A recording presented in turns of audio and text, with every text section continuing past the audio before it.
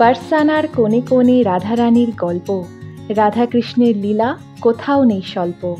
এসেছি বার্সানায় দেখতে লাডলি মহারাজ, অনেক কিছু জানবো আপনাদের সাথে আজ।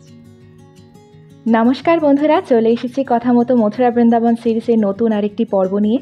আগের দিন তো আপনাদের আমি কীর্তি মন্দিরটি দেখিয়েছিলাম, আজ আপনাদের দেখাবো বার্সানার খ্যাতনামা মন্দির শ্রী লাডলি রাধারানী মন্দির। তবে সেখানের পৌঁছানোর মাধ্যমটাও কিন্তু একটু স্পেশাল। তার আগে আগামী পর্বগুলির আগাম বার্তা পেতে হলে অবশ্যই চ্যানেলটিকে সাবস্ক্রাইব ও নোটিফিকেশন বেলটি অন করতে একদমই ভুলবেন না। একটু আগে আমরা বার্সানার যেখান থেকে সিঁড়িটা চড়ে লাডো দ্বার যেটাকে বলে ওখান থেকে মন্দিরে যাওয়া হয়, সেখানটা ক্রস করে আমরা ওইখান থেকে রাধারানী রোপওয়ে সেন্টার থেকে ঢুকছি। একটু এগিয়ে গেলেই গাড়ি এখানে নামিয়ে দেবে। আর সামনেই আছে এই টিকিট কাউন্টার, এই সামনেই টিকিট কাউন্টার। ওই টিকিট কাউন্টার থেকে আমাদের মনে হয় 100 টাকা পার হেড করে রোপওয়ের টিকিট কেটে তারপরে সামনে রোপওয়ে যাচ্ছে, ওটা করে যেতে হবে। এই রোপওয়ে ব্যবস্থাটি চালু হয়েছে এই 2024 সালের 25শে অগস্ট থেকে। টিকিট ভাড়া প্রাপ্তবয়স্কদের জন্য 100 টাকা পার হেড, তবে এটি আপ অ্যান্ড ডাউন দুটি মিলিয়ে, মানে রাউন্ড ট্রিপ। আর যদি একটা ট্রিপ যান তাহলে 60 টাকা পার হেড। 5 বছরের ঊর্ধ্বে বাচ্চাদের টিকিট কাটতেই হবে। আর এই রোপওয়ের সময়কাল হলো সকাল 8টা থেকে রাত্রি 9টা পর্যন্ত। বৃন্দাবন থেকে প্রায় 44 কিলোমিটার দূরত্বে অবস্থিত বার্সানার এই লাডলি মন্দিরটি। আমরা সকাল 8টা নাগাদ বেরিয়ে কাচ মন্দির, কীর্তি মন্দির দেখে বার্সানার লাডলিজির মন্দির প্রেমিসে পৌঁছে গেছিলাম 10টা 10-এ। সকালের কুয়াশা দেখুন তখনও কাটেনি, তাই মন্দিরটি ওই দূরে স্পষ্টভাবে নিচ থেকে দেখা যাচ্ছে না। শ্রী লাডলিজির মন্দিরে প্রায় 200টিরও বেশি সিঁড়ি, যা চড়ে পাহাড়ের ওপরে প্রতিষ্ঠিত এই মন্দিরটিতে ভক্তেরা যান। তবে বর্তমানে রোপওয়ে ব্যবস্থা রয়েছে, যার ফলে নিমেষেই বিনা পরিশ্রমে মন্দিরের এন্ট্রান্সে পৌঁছে যাওয়া যায়। আমাদের সাথে বয়স্করা ছিলেন, তাই তাদের সুবিধার্থে ও তথাগত সিঁড়ি চড়ে যাওয়ার পরিবর্তে এই নতুন চালু হওয়া রোপওয়েতে যাওয়ার সুযোগটি আমরা ছাড়িনি। 210 মিটার দীর্ঘ এই রোপওয়েতে করে আপনারা প্রায় 7 মিনিটে পৌঁছে যেতে পারেন এই ব্রহ্মাঞ্চল পর্বতের চূড়ায়, যেখানে রয়েছে বার্সানার লাডলিজির মন্দির। আর তার মাঝে এই সময় দেখে নিতে পারবেন আপনারা এই মাঝের পাহাড়ের গাছপালার দৃশ্য। তবে এক্ষেত্রে বলে রাখি, একটা অনিশ্চয়তার বিষয় হয়ে দাঁড়াতে পারে আবহাওয়া। ওয়েদার খারাপ হলে কিন্তু এই রোপওয়েটি বন্ধ থাকতে পারে যাত্রীদের সেফটির জন্য। এই সূত্রেই বলে রাখি যে এই ব্রহ্মাঞ্চল পর্বতের 4টি চূড়ার মধ্যে একটি হলো এই ভানুগড়, যেখানে লাডলিজির মন্দিরটি প্রতিষ্ঠিত।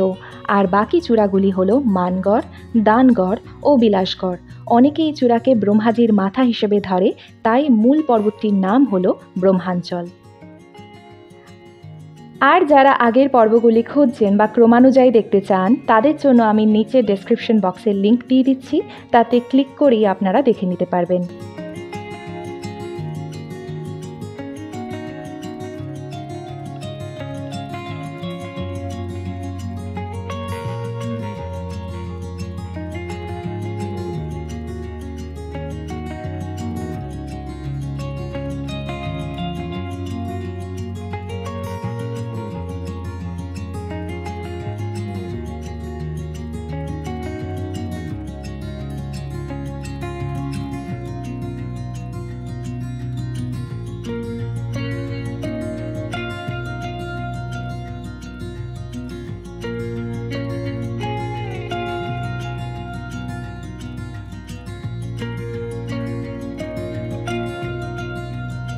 এভাবেই আমরা পৌঁছে গেছিলাম লাডলি মন্দিরের দোরগোড়ায়।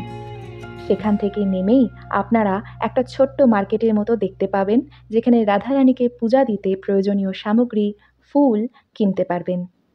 তারপরেই রয়েছে কয়েকটি সিঁড়ি। আসলে পাহাড়ের ওপরে অবস্থিত হওয়ায় সমতলের কোনো বালাই নেই, তাই লেভেল করতে এরকম জায়গায় জায়গায় সিঁড়ি রয়েছে। তাই বয়স্ক যারা আছেন তারা এই মন্দিরে দর্শন করতে এলে হাঁটুর জোর কিন্তু অবশ্যই থাকতে হবে। মন্দিরটি ভানুগড় পর্বতের চূড়ায় অবস্থিত, যার উচ্চতা প্রায় 250 মিটার। আর এজন্যই মন্দির প্রাঙ্গণ থেকে পুরো বার্সানা দেখা যায়, যেটা আমাদের স্পষ্টভাবে দেখা হলো না কুয়াশার জন্য। পাহাড়ের ওপর নির্মিত এই মন্দিরটি দেখতে একটি দুর্দান্ত প্রাসাদের মতো, যা লাল বেলে পাথরে তৈরি। ভেতরের দেওয়াল ও ছাদে জটিল খোদাই রয়েছে করা। এছাড়া সুন্দর খিলান, গম্বুজ এবং সূক্ষ্ম চিত্রকর্ম দ্বারা সজ্জিত। মন্দিরটির নির্মাণে লাল ও সাদা পাথর ব্যবহার করা হয়েছে, আর আকবরের সময়কালে নির্মিত বলে কিছুটা মুঘল স্থাপত্যের ছোঁয়াও পাওয়া যায়। তবে সর্বসাকুল্যে বারসানার এই জনপ্রিয় মন্দিরটি সেই সময় রাজপুত স্থাপত্যের অন্যতম সর্বোত্তম উদাহরণ। বারসানায় ছোট গাড়ি, রোপওয়ে, যে পথেই আসুন না কেন, সিঁড়ি আপনাদের চড়তেই হবে। লাডলি দর্শন অতটা সহজ নয়। সামনেই 40টির মতো সিঁড়ি রয়েছে, যা পেরিয়ে সোজা চলে যাওয়া যাবে লাডলিজির দর্শন কক্ষে। সেখানে প্রধান দেবতা হিসাবে বিরাজমান রয়েছেন শ্রীকৃষ্ণ ও লাডলি রাধারানী। মন্দিরটি খোলা থাকার সময় হলো সকাল 8টা থেকে দুপুর 1:30 ও বিকেল 4:30 থেকে রাত্রি 9টা। ঐতিহাসিক বিচারে বলা হয় যে এই রাধারানী মন্দিরটিও প্রায় 5000 বছর আগে শ্রীকৃষ্ণের প্রপৌত্র রাজা বজ্ররাভ প্রতিষ্ঠিত করিয়েছিলেন। পরে কালান্তরে মন্দিরটি প্রায় ধ্বংসপ্রাপ্ত হয়ে আসে। পরে চৈতন্য মহাপ্রভুর শিষ্য নারায়ণ ভট্ট মূর্তিগুলির পুনরাবিষ্কার করেন, আর 1675 সালে রাজা বীর সিং দেও এই মন্দিরটি পুনর্নির্মাণ করেন। শোনা যায় আকবরের সময়কালে রাজা তোডরমলের সহায়তায় চৈতন্য মহাপ্রভুর শিষ্য শ্রী নারায়ণ ভট্টজি মন্দিরের বর্তমান কাঠামোটি নির্মাণ করিয়েছিলেন।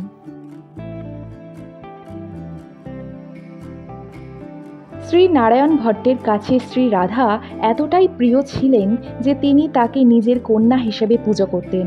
এই অসাধারণ বন্ধনের কারণে ব্রজের লোকেরা রাধারানীকে আদরে লাডলি বা স্নেহের কন্যা বলে ডাকে। সেই থেকেই এই মন্দিরের নামকরণ শ্রী লাডলি মহারাজ মন্দির। শ্রী শ্রী রাধাকৃষ্ণের দর্শন সেরে আমরা চলে এলাম তার সামনের প্রাঙ্গণে। সেখান থেকে মন্দিরের বাহ্যিক দৃশ্য দেখার সাথে সাথে দেখা যায় গোটা বারসানা শহরটি। পুরাতনে বলা হয় যে শ্রীকৃষ্ণের বাবা শ্রী নন্দরাজ ও রাধারানীর বাবা শ্রী বৃষভানু মহারাজ 2 বন্ধু ছিলেন। পরে কংসের অত্যাচার বাড়তে থাকলে তারা তাদের প্রজাদের নিয়ে এই নন্দগ্রাম ও বারসানাতে চলে আসেন। নন্দরাজা নন্দীশ্বর পাহাড়কে আর রাজা বৃষভানু ভানুগড় পাহাড়কে স্থায়ীভাবে বাসস্থান করেন। এভাবেই নন্দগাঁও মন্দিরকে নন্দভবন বলা হলেও বারসানার মন্দিরটি কিন্তু রাধারানীর নামেই রাখা হয়। মন্দিরটিতে রাধা অষ্টমী, কৃষ্ণ জন্মাষ্টমীর সাথে সাথে লঠমার হোলি উৎসবও উদযাপিত হয় ধুমধাম করে। এই সময় ভক্তদের সমারোহ অনেক গুণে বেড়ে যায়। এখন বাজে 10:45। আমরা বারসানায় লাডলি রাধারানী দেবীর মন্দির দর্শন করে নিয়েছি। তবে আমরা উপরে টপ পয়েন্টে রয়েছি। ফগ ক্লিয়ার হয়নি, সূর্যের রৌদ্র যথেষ্টভাবে বোঝা যাচ্ছে, কিন্তু শহরটা যে এখান থেকে পুরোপুরি পরিষ্কারভাবে দেখা যায় সেটা এখনও সম্ভব হচ্ছে না। তবে ভিডিওতে যতটা ক্যাপচার করার চেষ্টা করেছি। আর এখানকার নাকি কুয়াশা আনপ্রেডিক্টেবল, 2-3 দিন ধরে থাকতে পারে। তাই জানি না আজকে আর পুরোপুরিভাবে ক্লিয়ার হবে কি না, আর বারসানায় কতক্ষণ থাকবো। এবার তো গোবর্ধন পর্বতের দিকেও যেতে হবে, যতটা দেখা যায়। তবে হ্যাঁ, মন্দিরের ভিউ খুব ভালোভাবে দেখা গেছে, মন্দির ভালোভাবে দর্শন হয়ে গেছে, দেবীকে ভালোভাবে দেখা হয়ে গেছে। আর শহরটা এখনও যেহেতু কুয়াশা হয়ে রয়েছে, ওটা এখন ক্লিয়ার নয়, তাই শহরটা পুরোপুরিভাবে সেটা ক্লিয়ারলি দেখা যাচ্ছে না। মন্দিরের দর্শন শেষে এবার ফেরার পালা। যে পথে রোপওয়েতে এসেছিলাম এখন সেই পথেই নিচে নেমে যেতে হবে। সামনে আজকের যাত্রার একটা বড় ভাগ হলো গোবর্ধন পাহাড় দর্শন, তাই আর বেশি দেরি করা যাবে না। এক্ষেত্রে দেখলাম যে রোপওয়েটিতে মোট 6 জন বসতে পারবে। আসার পথে 4 জন বসে এসেছিলাম, কিন্তু ফেরার পথে যেহেতু ভক্তের সমারোহ বাড়ছে তাই 6 জন একসাথে নিচে নেমে যেতে কর্তৃপক্ষ অ্যালাউ করলো। এই সূত্রে আরেকবার আমি এ যাত্রার প্যাকেজের কথাটি বলে নিই। মোট গাড়িতে প্যাকেজ ছিল 2500 টাকা, যার পথে কাঁচ মন্দির, কীর্তি মন্দির, লাডলিজির মন্দির ও গোবর্ধন পর্বত পর্যন্ত যাওয়া ও আসা ইনক্লুডেড ছিল। তবে আরও খরচ আছে, যা কথা মতো আমি সামনের আসন্ন এপিসোডটিতে বলবো।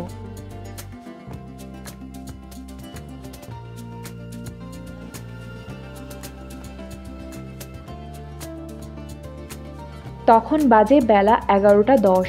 ভোরের এই কুয়াশার চাদর তখনও মন্দিরটিকে ঢেকে রেখেছে, আর দূরদর্শীদের দেখতে চোখে অস্পষ্ট দেখাচ্ছে।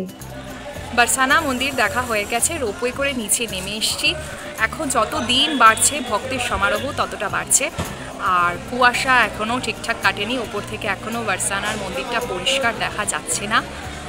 এখন আমরা গোবর্ধন পর্বতের দিকে যাব। শ্রী শ্রী রাধাকৃষ্ণের নাম নিয়ে আমি আজকের ভিডিওটি এখানেই শেষ করছি।